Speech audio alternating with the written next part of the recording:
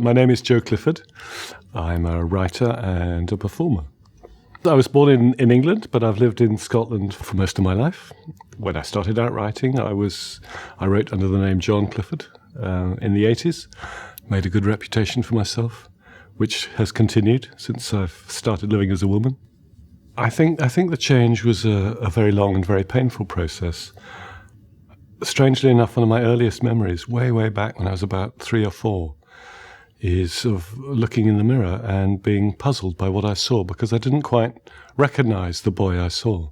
When I was about 14 or 15, suddenly all kinds of experiences I'd had when I was young all began to make sense. And in a sense, it was a very wonderful experience.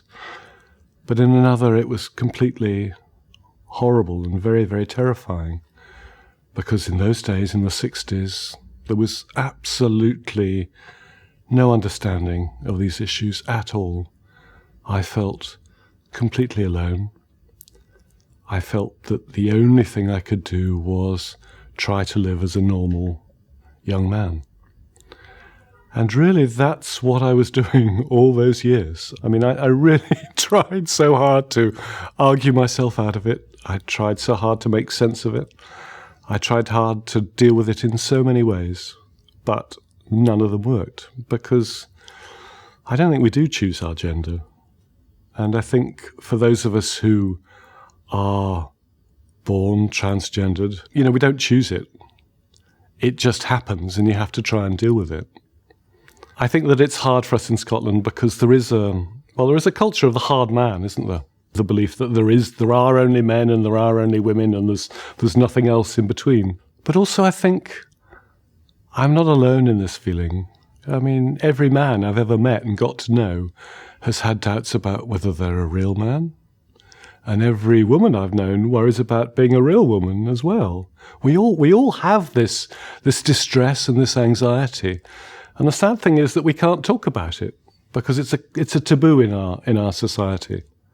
There's been 2 changes. There's obviously been a big change in me, in how I feel about myself, but there's also been a massive change in Scotland, a deep cultural change. And that's been reflected in the way legislation works. I remember when I first transitioned, I was in a job and it was made very clear to me that my job was not in danger because I was transitioning, which is a kind of basic human right, but that's a hugely significant step that many people in many countries don't have. The fact that if I get harassed or insulted in the street, I can go to the police and complain because it's a criminal offence. That makes a huge difference both to my peace of mind and to the way I am in the world.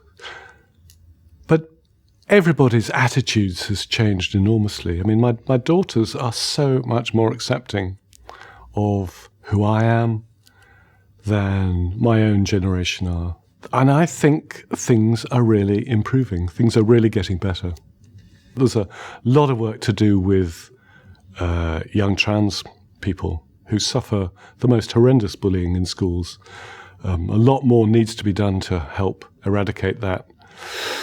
And we need to get to a place where we're so much more open about what it is to be male and what it is to be female, and where boys can dress up as girls if they want to. Boys can play with girls' toys if they want to, without it being a huge, big deal.